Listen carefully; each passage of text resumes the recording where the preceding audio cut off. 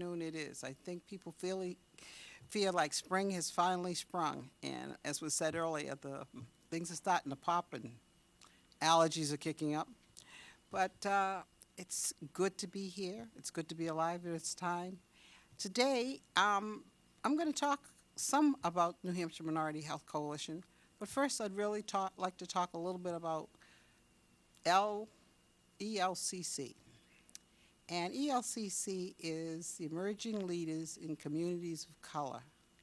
And it's a program that was started almost 6 years ago. And its early support came from some of the monies that were developed when they had the program about looking at lifetime achievement for people in New Hampshire. Also, some grant monies came in. But the idea was looking at the communities of color that were developing here in New Hampshire, that we wanted to build a program where leadership was shown in our state by the diverse populations that we have. And so in the beginning, in forming it, we decided what we needed to do is reach out in the community and design a program that would fit the changing times and develop a leadership program and offer it to individuals who were seen as leaders in their own communities or were interested in learning leadership skills. So we looked at developing faculty, we looked at having sponsorship. And today with me is my guest who will also share some other background because she's with New Hampshire Minority Health Coalition about her involvement with ELCC, Emerging Leaders in Communities of Color. Welcome, Glinda. You going to come sit here? Awesome. Sure. Well, and the reason I'm excited to have Glinda with me today is Glinda has officially now become a board member. So why don't you tell me a little bit about your first involvement with ELCC? Hi, Sandy, and thank you for having me on the show again. My first involvement was a few years back. I was nominated to be a mentee, which I thought was an honor when I learned what the program was about, because initially I really hadn't heard much about the program. So, needless to say, I met with Bill Walker, and he said, "No, Glinda, that's not what I want for you. You're not going to be a mentee. As a matter of fact, you're going to become a mentor." So that's what I did. I became a mentor to this nice gentleman. From there, I attended, various different meetings and met so many wonderful people. And it was so nice because there were so many things going on in Manchester that we got a chance to be involved with. Like, we got to have a tour of the Capitol Center for the Arts, even going up and talking to their business manager and talking about, what they do to get people to come to the shows and everything. And we even went to the Manchester Airport, where they were talking about at that time bringing in the train. Mm-hmm. And so again, I thought it was totally fascinating. But life happens, and my workload increased. So I kind of, after that graduation, as a matter of fact, which was awesome, I ended up doing just more work at the coalition. So I got kind of sidetracked, and I really miss being with the ELCC. Well, I'll talk a little bit more about what ELCC is doing, and we're getting ready to graduate our sixth-year class, and I'll tell you a little bit more history about people who've been supportive in our faculty and the places, as you said, you went to the airport. We have our classes at a variety of places around the state, places who support us, like AARP, Department of Ed, and Delta Dental, and the airport. But I'd like to continue on talking with some of the things that you're doing as you have expanded your role from being a mentor. I'm a program manager now at the New Hampshire Minority Health Coalition, and I manage quite a few programs. But before I go there, I just want to talk a little bit more about what you said about me being a board member. That was truly an honor. And of course, Sandy nominated me, and I was voted in. In my wildest dreams, I never thought I'd be able to go back and become a board member. And again, I want to thank you for that opportunity. it's almost like, I was there in the beginning, and now I'm able to be on the board and help to see the ELC through to their next phase. So I Well, just we're wanted to say delighted that. to have you be a part of that, because the program in itself, I remember when Martin Luther King was killed and people would say, oh my goodness, what's going to happen to the community of color? They don't have a leader. And I said, we have leaders all over the place. We just need to Absolutely. help develop them. And they need to have access to information to know how their leadership can be seen and is seen. Because I Yes. think in communities, you look at some people and say, wow, what a great leader. And you see them in different roles. And we need many leaders. And we need people who have those abilities to develop those skills. Yes. So then, of course, as the board has developed, we look at people, and we're going to have more alumni who are graduates from before become board members in the future. And as we grow, as you said, move to that next phase. But it's important when you talk about leadership to have people in those roles that people can look at and then have developed a history and say, this is not what I was doing initially, and this is where Right. I've become, and this is the experiences that I have gone through in order to get me here.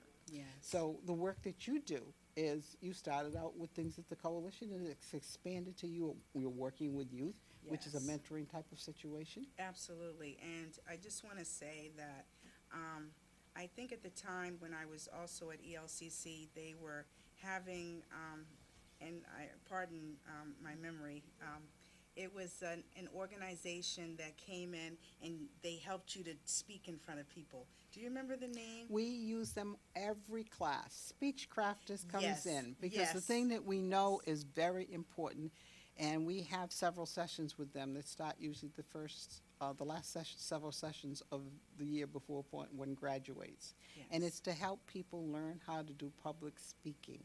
And Yes. most people come in saying, I don't know how to speak in front of anybody.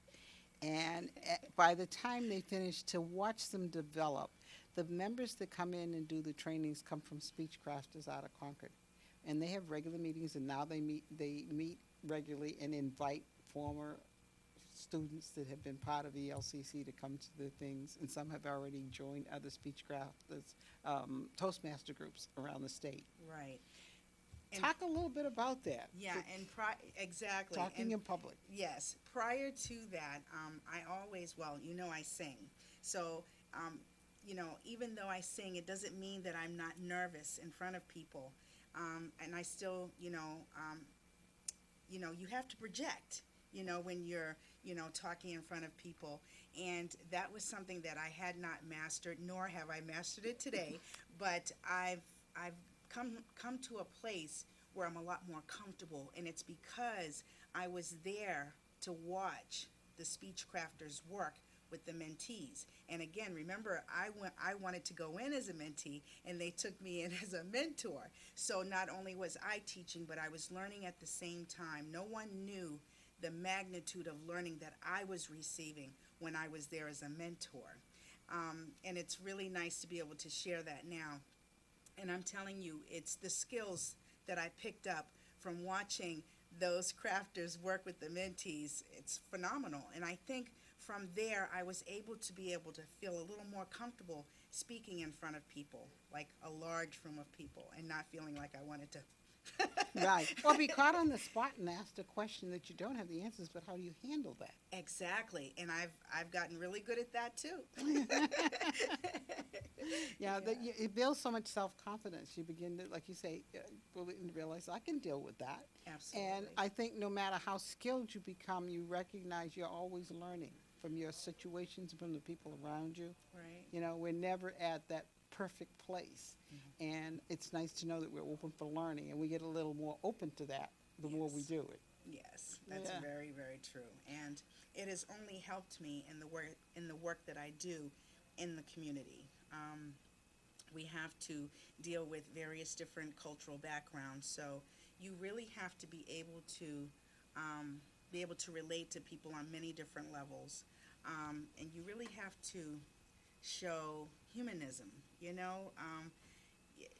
It's like you can't assume that everybody is the same as somebody else.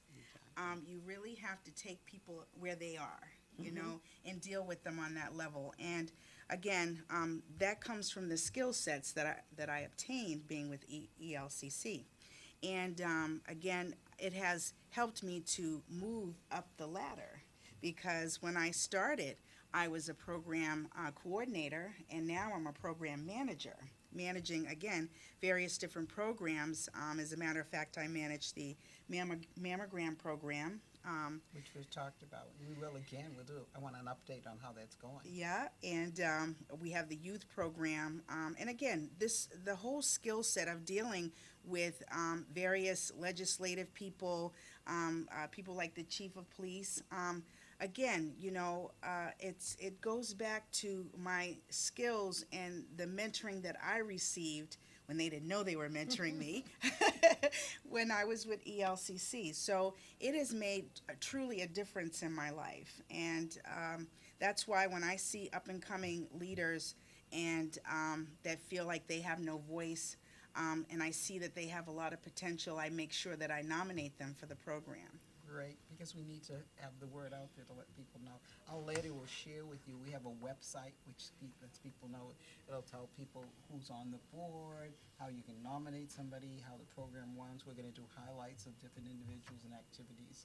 So those are things. But I wanted to get back. You mentioned the police chief and youth. Yes.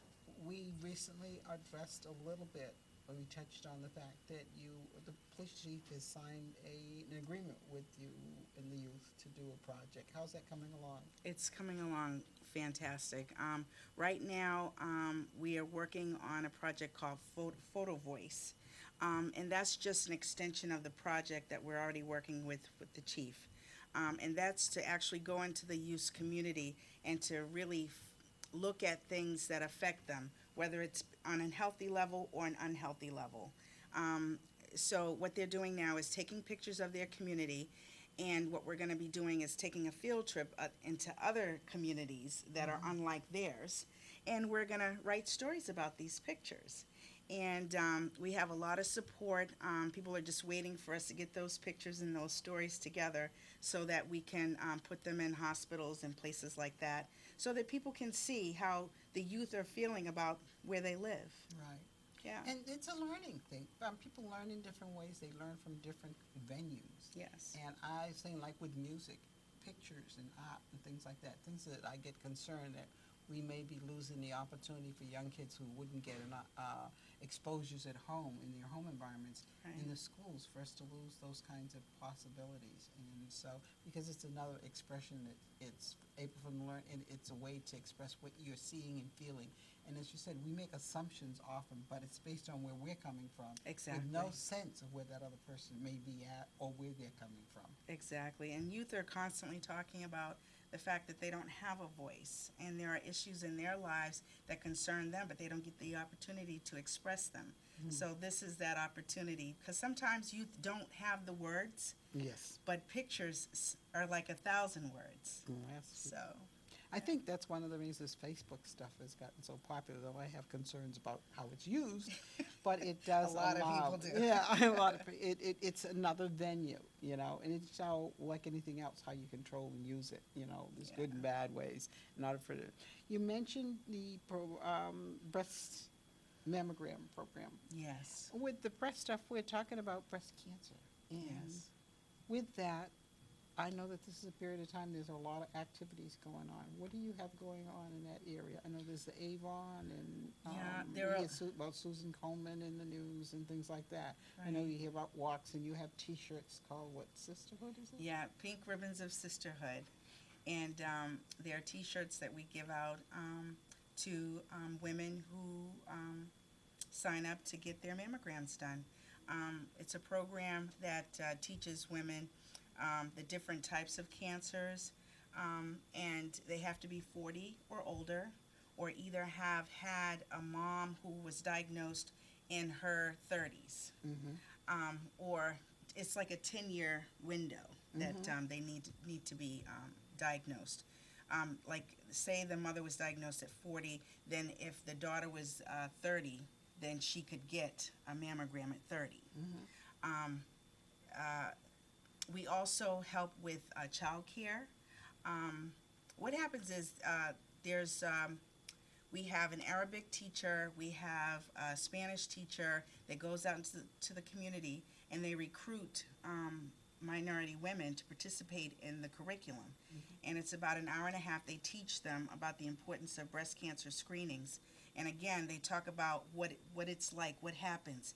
And in the class, you get to feel lumps that are in the breast to see how they feel, because sometimes it's as small as a pea. And if you don't know what you're looking for, you're not going to find it. Exactly, yeah. So The expansion of women-to-women programming in small groups. Exactly. So what's happening now is we're basically coming to an end with our program.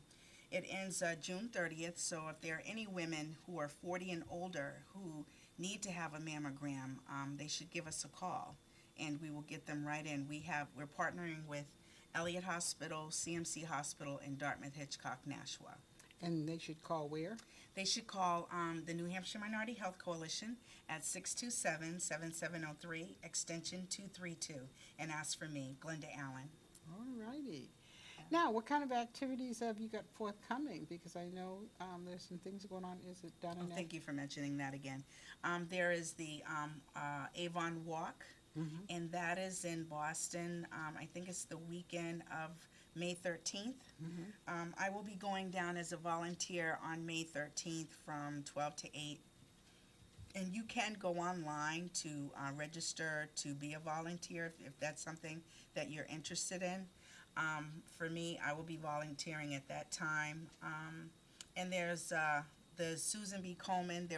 There's going to be, I think they're combining it, and it's going to be in Boston. And we're looking to have quite a few people attending. Strength in Voices. Absolutely. And there are going to be tents out there for people to sleep in that are participating in the walk. So they've got a really nice program set up. And it would appear to me that some of these larger groups that we've heard of are really reaching out into the communities of color to share the information. Because I think for our refugees and communities that are newly coming to this country, some of this health stuff is so brand new to them. Yes. By the time they get diagnosed, they're close to death or dying from other kinds of things. Yes. And so this educational piece, and then being able to have it in their language or be able to have somebody learn and take it back to their community is fantastic. But it's a lot of work. It is. It's a lot of work. I'm sure you could use some volunteers or something to help you with it. Absolutely, because again, the program ends June 30th, and if there's, the more women we can reach, the better for our community. Because there's still so many, I don't know the actual numbers, but it's still pretty high as far as people being diagnosed with cancer, and especially in the Black community. So, if you know anybody, a minority woman who really needs to have a mammogram and feels like because she doesn't have insurance, no, we take anybody. They can have insurance, no insurance, and we can get them in for a mammogram. And we give them a $15 Shaw's gift card and a Pink Ribbons of Sisterhood t-shirt. And like I said, if there's any child care involved, we will help with that. What about transportation? I bet that's a big issue. We help with that as well. Yeah, we help with that as well. It's usually the interpreters that do the transporting, but if not, if they can let us know in advance, we could, give them a voucher, a cab voucher, or something like that. I know translation is somewhat of an issue, because the need, of course, in our state and in the southern part of the state where the numbers have grown so rapidly, must be challenging. How does that work out? Is there a bank or a net place that you go to reach out for translators, and then they have to be trained, or what? Well, as a matter of fact, the last 2 women that I trained actually came from one of our partners in Nashua. And I trained those women, and one I have in Nashua, she's doing exceptionally well. I'm very proud of the work she's done. We still have a few in Manchester, not as many women, and I don't know if it's because we have other surrounding agencies that are doing the same work. So sometimes that can be a problem, but we're the only agency that's really focusing on minority women. So Yeah, your program title is really African descendants, right? yes, And then, of course, you focus mostly on women. yes. What kinds of things, because you with the youth, but are there things that are going to develop for young men and older men? Well, we did have about a year ago. We had a prostate cancer program that we had running for a while there. It was only for a year, and we were able to educate, I think, about 60 men about the importance of getting screened for prostate cancer, because men don't like to That's an issue, yes, indulge very in- delicate, very touchy, yeah. in this Yeah, screening yeah, process. Yeah, but we But- women try to help them understand how important it is for them as men. Right, really. because early detection saves your life. Oh, my and goodness. Yeah, what you know, a difference. exactly, and we can't stress that enough, that you have people that love you. They want you to be around. So there are certain things that you have to do personally to help keep yourself around. And if there are certain tests that you have to take, you should take them.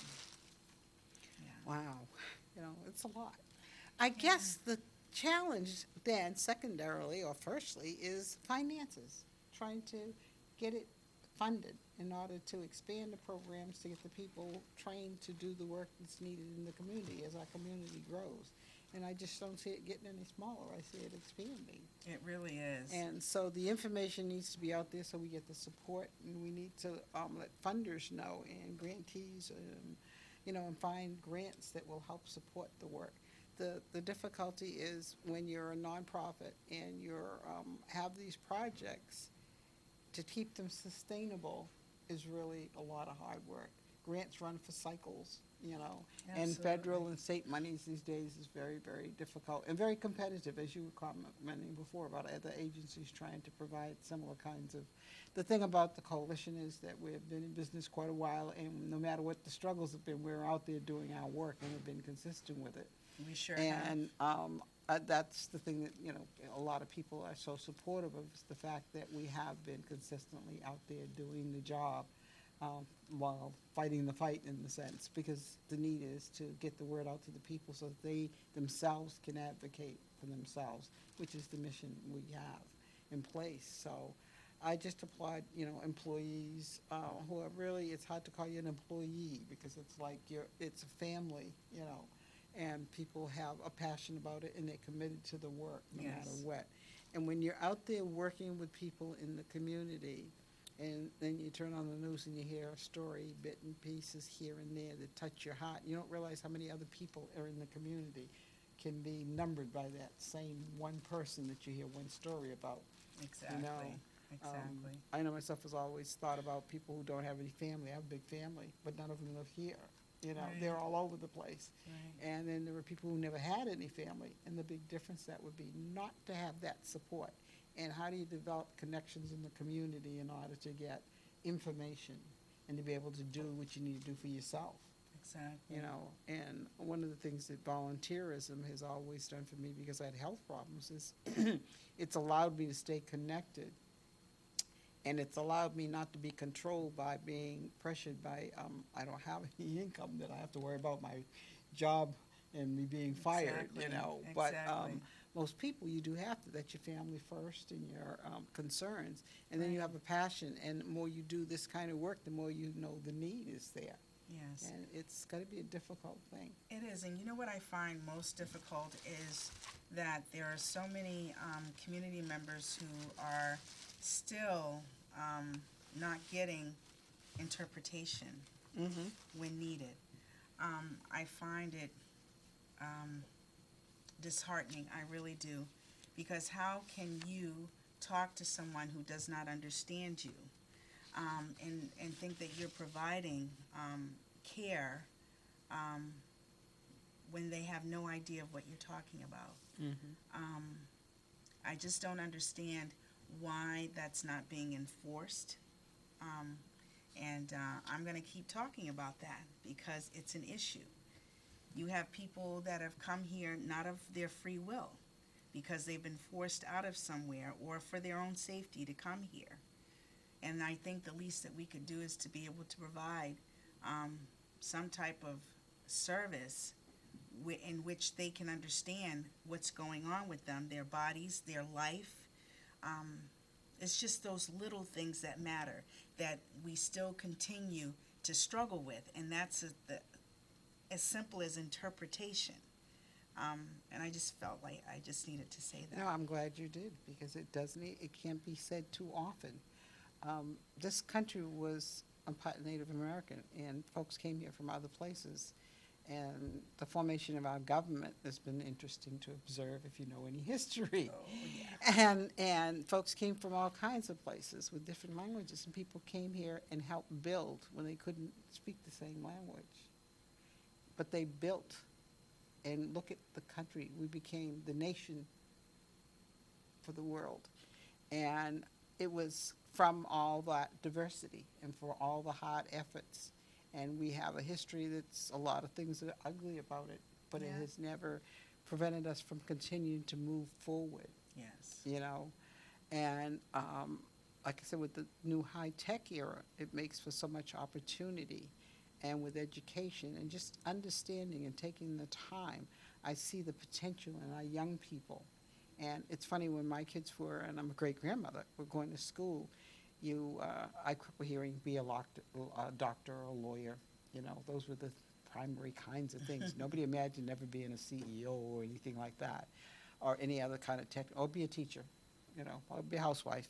Mother's job, we won't even go into that, because that means wearing many hats, and you develop those skills along the way. Yeah. But for my kids, by the time they were going to school in the early 70s, and I said, you need to start looking. We have computers today, or you need to go to the library and look at the various kinds of jobs and the opportunities for employment that are out there, and service and education. And my God, they came back. They were so fascinated at how many different things. But nobody in school talked to them about those things back then in junior high. By the time they were getting into high school in later 70s, they then had begun to explore that. We started to have magnet programs, where kids, they worked hard at, could maybe go and work or volunteer and learn how to, those kinds of, that's the leadership stuff we're talking about. That's the right. mentoring stuff we have. That's right. It hasn't changed, it hasn't gone away. It's the No. kind of thing that we do. And so with the high technology we have now, no matter, my kids have moved around, because they, you know, we were in California at one point and then came back here, even though this was home. And they came back all excited. And to the kids that were here, they didn't have some of the kinds of those exposures, they hadn't caught up to New Hampshire yet. Yeah. They were fascinated of the things that they'd had exposure to. But we have today now, when I think about, you turn on your TV and you can see across the country in a few seconds, everybody's geared up for this wedding. Oh, And we'll I be know. watching for it. And it'll be like, you're there. Well, I remember the coronation back in the 50s and how that was. But that was a worldwide event. You know, how many people are ever going to see that kind of thing happening? And, but we have a technology today that can put you someplace else with a blink of an eye. And I was raised with the library being the place you went to, reading. Yes. But like you were talking about, kids that don't understand, they need to start early being taught to read and to Exactly. enjoy and appreciate it. Yes. But when yes. kids come here and they speak a different language and they're struggling with America, is what I call the English language we use. I had an English aunt who corrected me on that, that we speak American. That's very difficult, because we Yeah. have many words who sound alike and mean different things depending on how you use them. Exactly. Just imagine coming here, you're 10, 11, maybe 15 or 16, and you've come from a whole nother world. With And no you're written plumped with this with language. no written language. And you're Yes. plumped in trying to, at that development age, personally, trying to fit in, you know, relate to your peers. Yes. And so I think all the time about the added pressures for those young people that my kids didn't have. They had them as we moved from New Hampshire to California. I remember them being called country bumpkins, you know, and the assumption they must be dummy farm kids, you know, Yeah. and being amazed that these were bright kids that had all these other skills, you know. Right. The assumptions that people make. And like you said, you have to deal with people where they're at. Not Exactly. imagine where they might have come from. And then recognize not all families or households or cultures are the same, but there are some basic Exactly. things that do not change. You know, faith, needing to be healthy, wanting to eat, having a roof over your head, wanting the best for Exactly. your kids. And so, like you said, you can't look out into this community now and not say we've got to do more to help That's these right. people, bring them to where we're at as a nation, That's as a right. country, as a community. Well, I know you've got to boogie off Yes. to get ready for all your Another acts- event. And I want to thank you so much. This has been great. Thank you And for having I'll have me. you back again, and we'll have to get an update on how things are going. Great. You just All let me right. know when. Oh, thank you so much. You're so welcome. Yeah. Well, but as Glinda said, you know the phone number, and you know the kinds of things you can get information about. She's available to share. And so I'm celebrating, as I said, the mentor that became a mentee and a mentor again, and then an alumni, and now a board member of Emerging Leaders in Communities of Color. And basically, it kind of starts with each one of us. You know, you heard her passion about things. You heard her hesitation and her concern about having the ability to do things. And that's the thing that this leadership program really is in place to try and help people deal and work through. We've had 6 classes. This is our 6th class that we are going to be graduating in June. And I'll be talking a little bit more about that because they're going to be planning. Each class, the last couple of years, graduates with a project that they do. Last year and the year before's class worked on some video things, working in different communities of color that are growing and looking at their needs. This year's class is going to do a conference. So I'll be updating you on all that in another session that we're hearing, talking about Inside Story. But I'd like to go back to the mission statement that we have for Emerging Leaders. It's to aid and support emerging minority leaders by increasing the skills, providing resources and opportunities, and creating a support mechanism to encourage more successful leadership. Now, I mentioned earlier about being raised during prior to the civil rights era, and actually having had an opportunity to meet Dr. King, and how for folks of color in particular, he became such an idol, and like the one person that was in the embodiment of so much, without thinking that within our communities, all different cultures, there are people that have risen and been supported to a particular level of notoriety and have brought people together to do or make incredible changes. We are living at a time where we need to hear the voices of seniors more. We need to hear the voices of our young people who are going to be those in control, making decisions for the future generations that will impact all of us who are older and still around. And we're going through some incredible struggles. Our systems need to be redone. Let's put it this way. The overhaul isn't just as simple as one would like, because they've been in place a long time, and there have been areas that we put Band-Aids on, and the Band-Aids haven't worked. But building leadership and building the ability within individuals to know that they have a right and they have a capacity at some level to speak out about something and to be a contributor is part of what we want to help install. The program's for 9 months. It doesn't sound like a long time, but as Glinda said, there's a lot that goes on.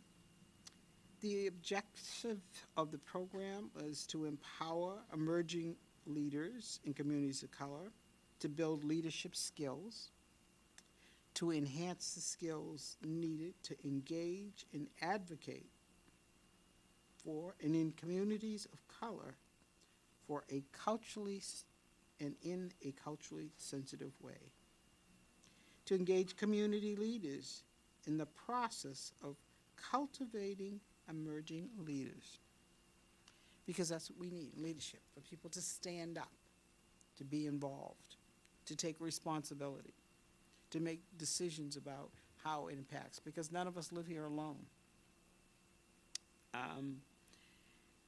In doing that, you set up the program, as Glinda spoke about, by having mentors. And initially you have to set up a faculty also. Who are the people who are going to provide this kind of training? And then while that's happening, each one of the class members is a mentee needing a mentor, someone that is there available to them, someone so they have hands-on, a one-on-one type of situation.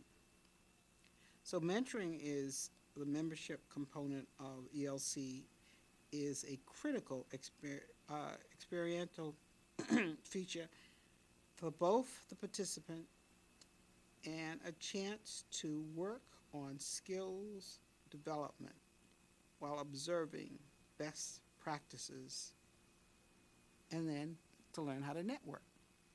Now, I've been a mentor for a long time. I came from a large family, and you don't even realize you're learning these skills or abilities.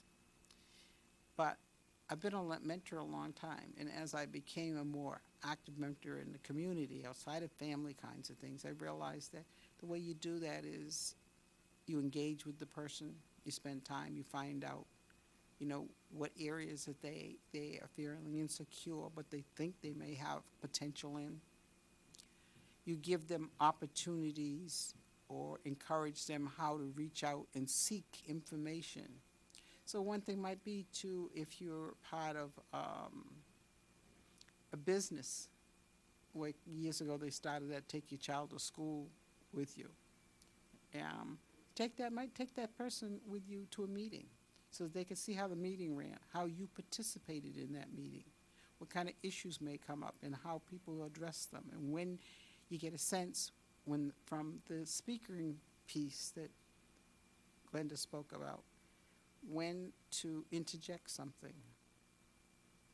Do you repeat something someone else says just so people know you have the same information, or you support it? How you learn to do that. Those kinds of things a mentor can do. The outcomes of the activities are to build on the personal capacity of participants.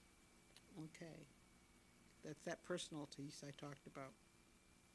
And to provide the practical tools for future engagement in civic activities.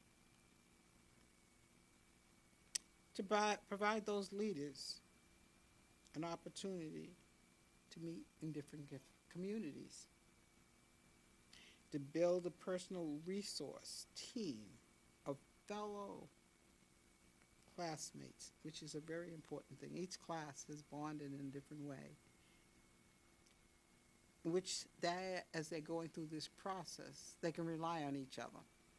We've found through therapeutic things, one-on-one stuff is great and very necessary in some ways, but group kinds of activities, and that comes from Mike's sports years ago, we realized that kids who are part of a team learn so many skills, and they learn to work together. Teamwork is incredible ways in order to help people develop certain interpersonal skills. And so that's one of the things our program really works on and to help develop.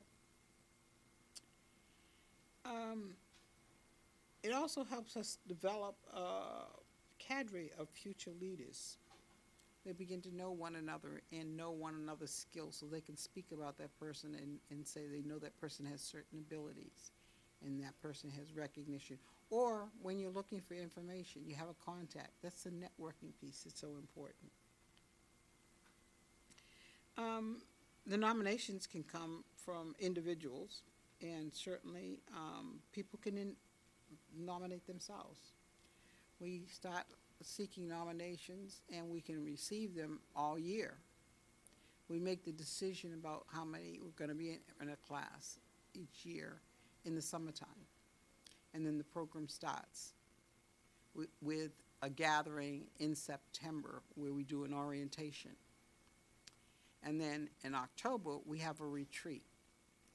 And at that retreat, which is an overnight thing usually, we come together. It's a casual as well as a learning experience. Gives you a chance to get to know one another, that group of people that you're going to be going through those class with. And the bonding begins to happen. That comfort level begins to settle in. You begin to get a feel for the different people. And it's a sharing time of different cultures. And then you begin to find out that we all want the same kinds of things. We may come from it and come at it and view it from different sides of the world or sides of the coin. But it's still the same kind of pot at the end of gold pot, I should say, at the end of the road, or the rainbow that we all want to seek. We want to be healthy, we want our families to be healthy, we want to have a good life. And we want to feel we've become our best person and that we're recognized and affirmed for the abilities we have. So our leadership program is designed in a way to try and help people build that. The vision was designed to take place over the 9 months, as I mentioned, with October. It runs from October to June with graduation, which I spoke on. And monthly, 1 day a week, usually on the third Friday, is when the class comes together. And we start early in the morning. And through that day, in the earlier months, we have presentations and work on projects and get to know each other and challenge one another. After the first of the year is when speech crafters comes in. And as Glinda spoke about, we learn through those few months how to interact with each other, how to speak in public, how to be able to respond. Table topics is one of the sessions that we have where people are given a split second almost to speak on something. Or they're given an opportunity to talk about something they like. I remember my son had to do a presentation. He works for the government. And though he's over 6 feet and looks like he's a basketball player and carries himself in a way, he's very nervous about speaking with people. And when he had to begin to develop a piece to present, as he was asked to travel around the country to represent his program, which has to do with security, he said, how am I going to do that? And I said, start by thinking about what you like about the job. And one of the things about speaking in public is if you talk about something you enjoy, you forget about being in public. You get enthused and excited about it, that issue, and what you feel about it, and it begins to relax you. We hear about imagine the audience has this, that, and the other. But the audience is important. You get a feel from it. But it has to start within yourself. And I still don't know anybody that's a good speaking person that still doesn't have nerves about it. I used to sweat a lot. I used to come up with all. And being legally blind, it was great because I didn't have to visualize a lot of stuff. I can get a focus and that's it. I look like I'm looking at the crowd, but I don't really see them. So during those next months, half of their day is working on that. They have homework. And then in the afternoon, we have presenters. And the curriculum, it's planned with skills that are needed for a good leader, like the public speaking, like group facilitation. That's a huge piece, and they have work that they have to do on that. Conflict interest, strategic planning, networking, conflict resolution I mentioned, but creating social capital, which is a huge piece, and the value of leadership. Grant writing has become a big piece of what we want to develop stronger because there's a real need for that. And it's a piece that we'd like to be able to spend more time on. So we're always looking at areas where those who come in and those who are alumni make suggestions about things that would have been more helpful to expand and develop. So as Glinda said, we're excited as we move forward with our program and with the project. We're still a baby, but I think we're doing great things, and we'll talk further about, and we have a website, as I mentioned before, and people can go to that, and on the website you'll get a little bit of history. You can find out what things are going on, what people are there. I'm going to give you the website number in a moment.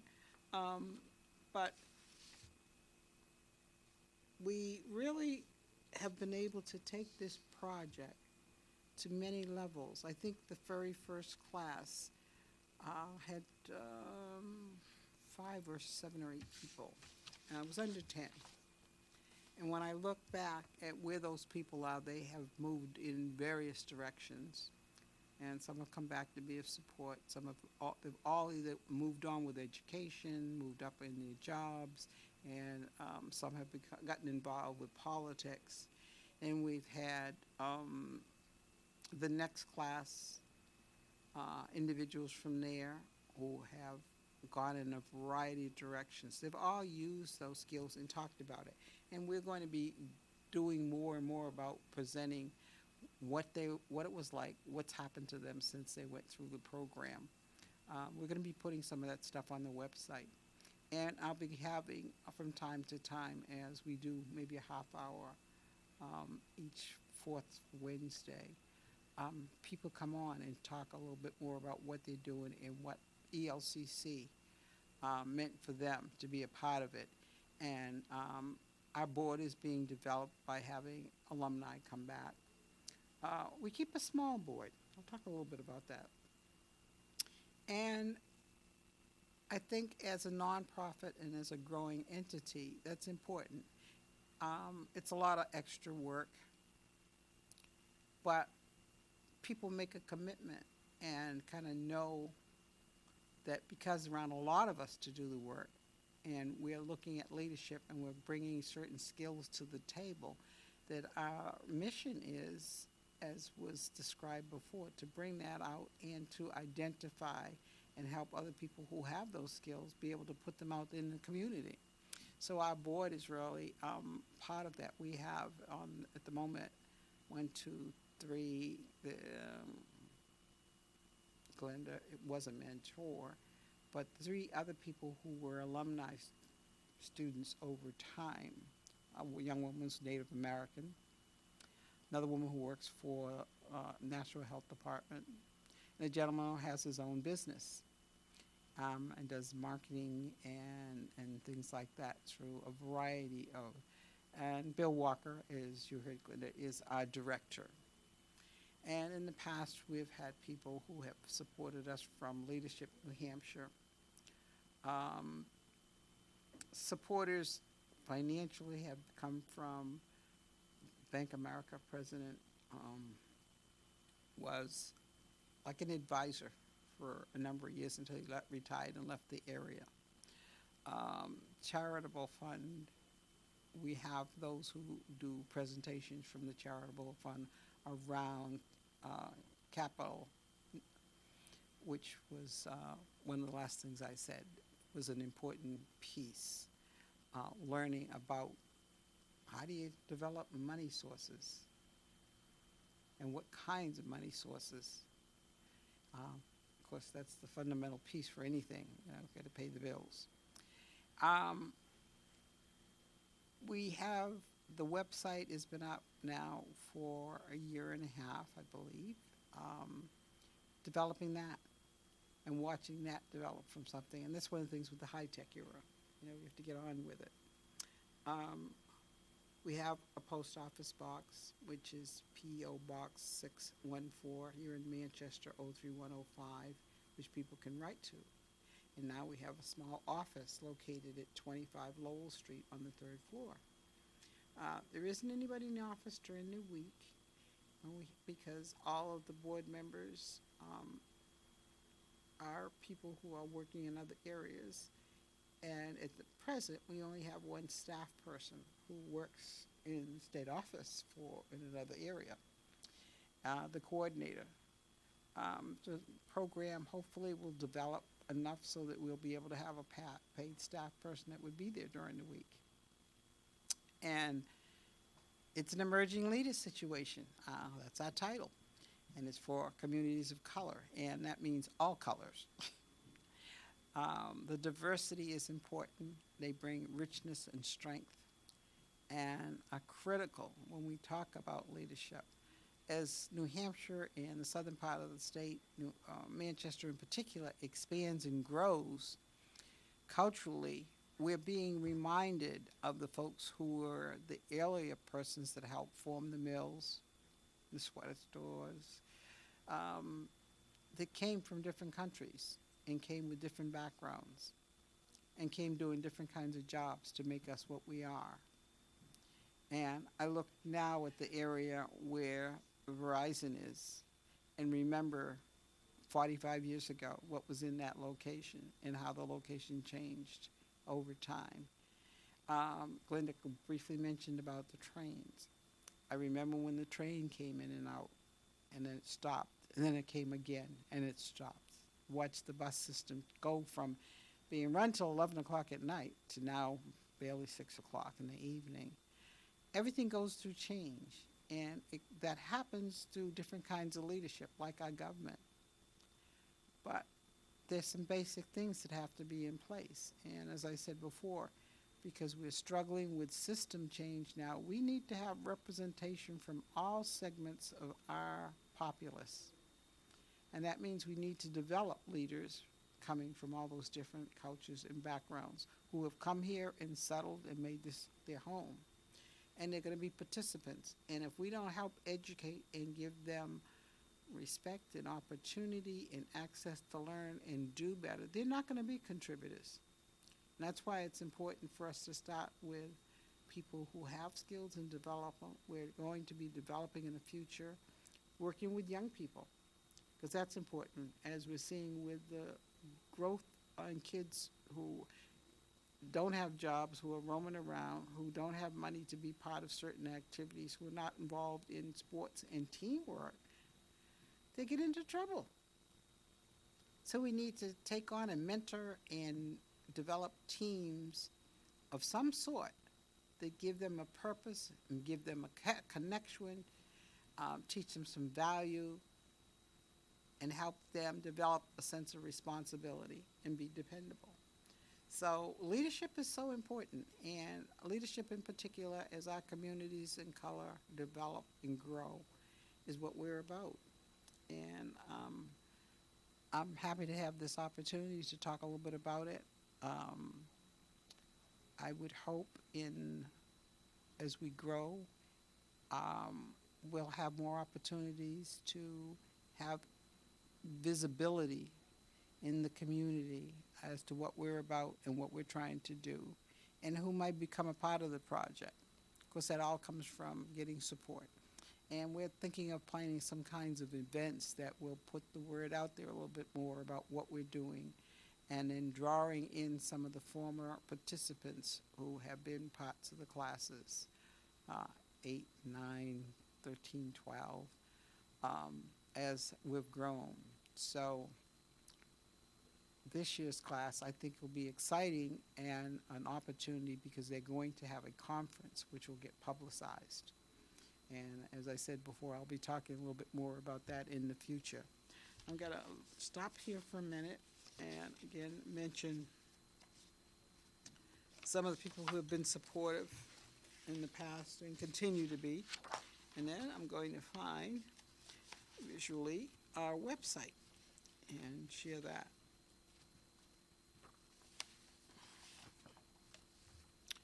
The website is www.emerginglcc, one connection of letters, .organization. And as I said, on that you can see our history, you can see pictures of former participants, see the board members, see more information about the classes that we do, and a list of some of the supporters. And I mentioned a retreat that we do, and usually we do that retreat up at Waterville Estates, up at Waterville Valley. It's an overnight.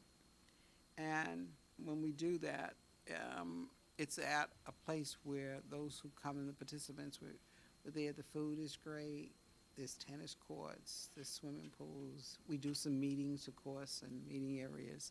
but it's a way to it's up in the woods, and it's a way to get away from the inner city problems, the chaos, the traffic. And so we're grateful that Waterville Valley Estates has been a supporter and allows us to do that.